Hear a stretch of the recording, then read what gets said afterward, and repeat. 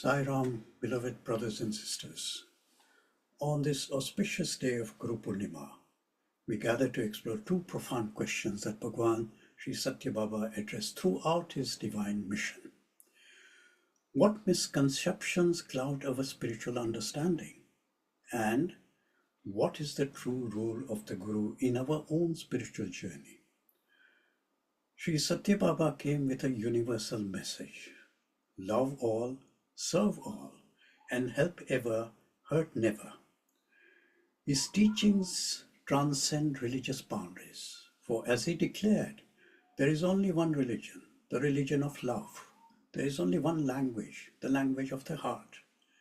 There is only one God, and he is omnipresent.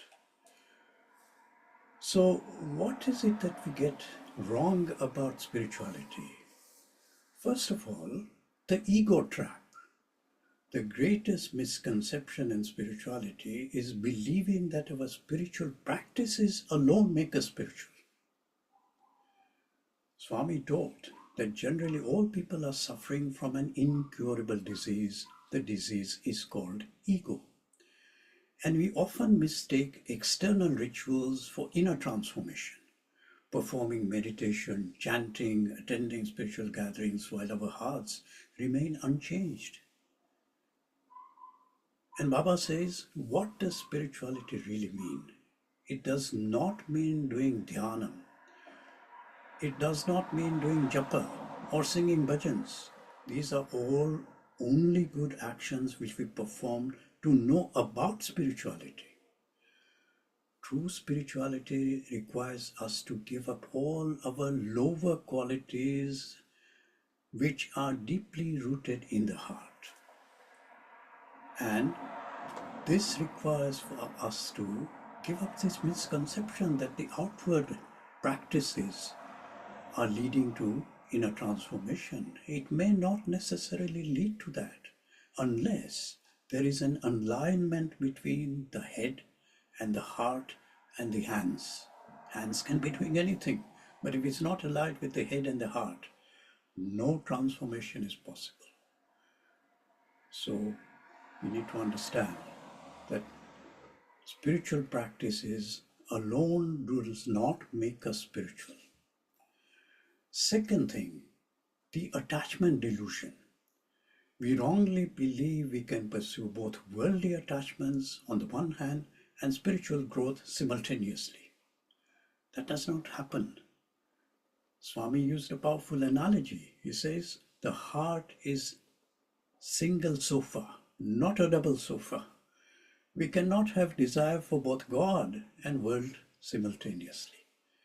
He taught, as the attachment to the world increases, the detachment with God also increases. In other words, the more I detach from the world, the more I attach to God, and vice versa. So attachment to the world proportionately increases our detachment to the Lord. So what is the formula here? We continuously have to detach from the world in order for us to attach to the higher. Detach from the lower, attach to the higher. And that is the principle. And we go beyond the attachment delusion by functioning in that way in our day-to-day spirituality. Number 3, the pride of practice. Another common mistake is spiritual pride. That we think that discussing our practices with everyone, comparing our spiritual path, saying this person is doing this person is doing, I am doing this.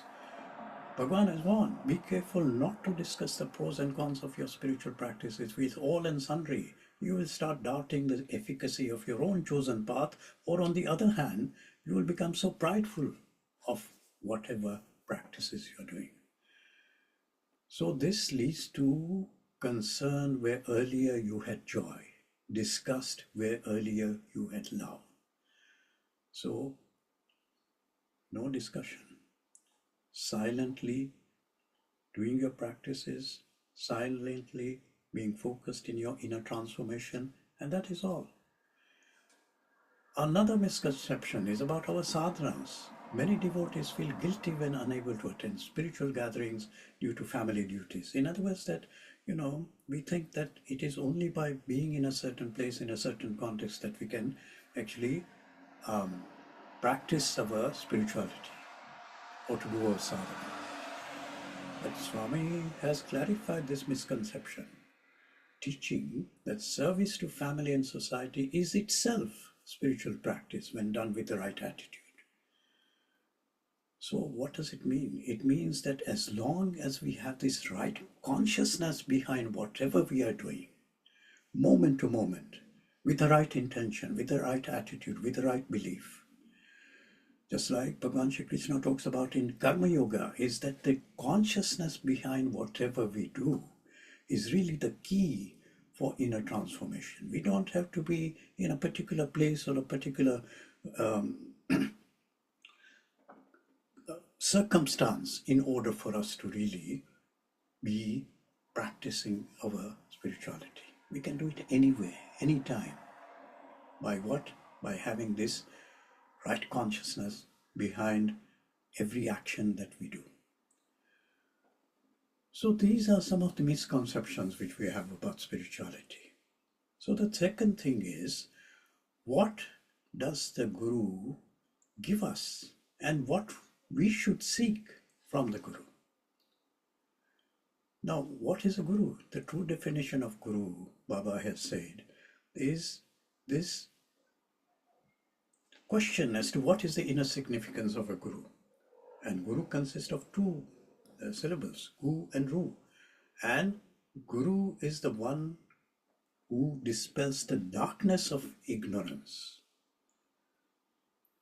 And Guru also means Guru is Gunatit, beyond all the attributes. And Ru is Ruparahita, formless. In other words, the Guru is the one without attributes and formless and is Brahman alone. So God alone is your Guru. And the true Guru, this Satguru, is the one who has not only the true knowledge, but is also established in that true knowledge. In other words, the true Guru is a Shrotriya and a Brahmanishta. And this actually makes us to understand something very important. It makes us to understand that we need to recognize that ultimate Guru, that divine presence within ourselves, and manifesting it through our thought, word, and deed. In other words, there is an inner Guru, and that inner Guru can only be available to us through our right sadhana, through our inner purification, through our Chitta Shuddhi. And when that inner Guru is available, then we can never stray away from the path. So what does the Guru provide us? Why is the Guru here? What is the purpose of having a Guru? The Guru comes to awaken our inherent divinity. Very simple. We are all divine, but we have forgotten that we are divine. And we are sleeping to our inner divinity. So the Guru comes and says, come on, wake up to your inherent divinity. And as Swami has taught us again and again, we are all embodiments of God. We are God. And that the chief goal of our lives as humans is to realize that we are God, to experience that we are divinity itself. The Guru's primary gift really is this awakening of our inner divinity, our realization of our true self. And the Guru provides essential spiritual transformation. If we follow the path and the guidance of the Guru, our thoughts become sattvic, our feelings become sattvic, and our actions also transform them into sattvic actions. Through divine grace, the Guru facilitates our complete transformation from selfishness, ego-ness, to complete selflessness. And that is the pathway to discover our true self as Brahman Atman. But there is still another thing as far as the Guru is concerned, and that is called the grace factor. Guru's grace. And that Guru's grace can be available to all of us. In fact, the Guru's grace is flowing all the time, but we have shut ourselves away from Guru's grace. Why? What have we shut ourselves in? We have shut ourselves into our own ego identity. If only we can open this up, Guru's grace is always there. And there is a story about Anandagiri. And this illustrates this beautifully. And while other disciples study text and fill their heads with a lot of knowledge, and keep on reading books and getting this intellectual knowledge, Anandagiri ji served his Guru with pure devotion, nothing else but just pure devotion. And what was the result of that? That Guru's grace started flowing through him, in him, with this pure devotion, and this dull-minded student, the so-called dull-minded student, received extraordinary wisdom.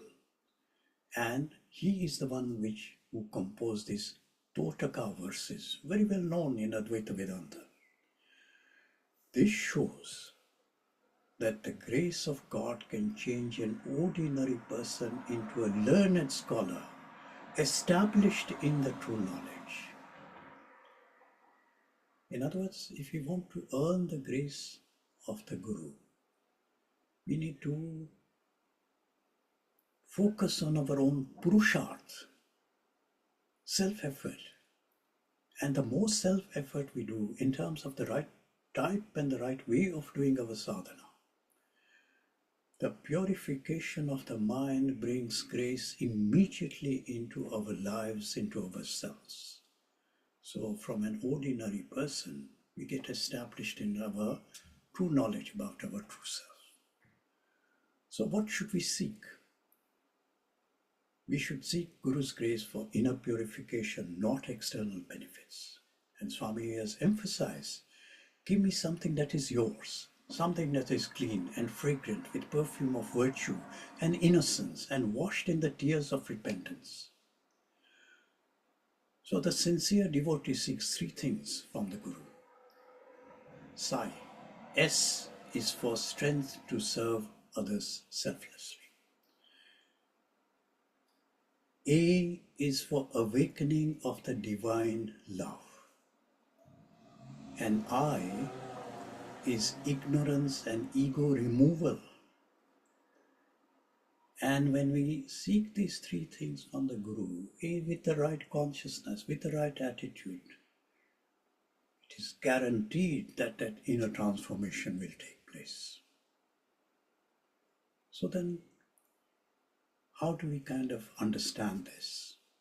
Bhagwan's message, beautifully practical and beautifully simple.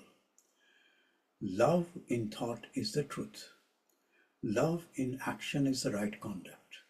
Love in understanding is peace. Love in feeling is non-violence. So what do we do? Follow the master, follow your conscience, follow that conscious which is telling you this is the right path, this is your dharma, follow that dharma. Face the devil, desire, ego desire, selfish desire, face and fight to the end and finish the game. And at the end of the game, realization is waiting for us. This is our spiritual curriculum on a day-to-day basis, on a moment-to-moment basis. So let us remember that man's basic nature is divine and that the purpose of life is a realization of this inherent divinity.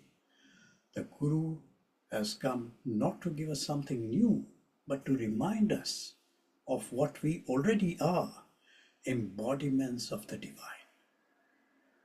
And as we conclude, let us carry forward Swami's eternal message.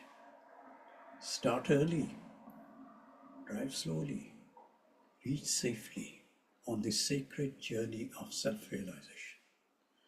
Transform yourselves and you will transform the world.